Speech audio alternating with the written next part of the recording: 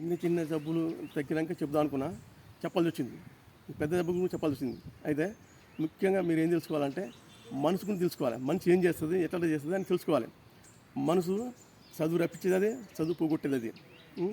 ఆ బంగాళ మించి ఈ బంగాళకి, ఈ బంగాళ జంప్ చేస్తుంది, ఏదైనా చికిత్సలు చేస్తుంది, పిచ్చి పిచ్చి చేస్తుంది, ఏదైనా చేస్తుంది మనసు. దాని ఇష్టం అన్నమాట. అది చెప్తే వినదు, రమ్మని రాదు, పొమ్మంట పోదు. అది దానికల్లా అది రావాలి. దానికల్లా అది రావాలంటే ఏం చేయాలి?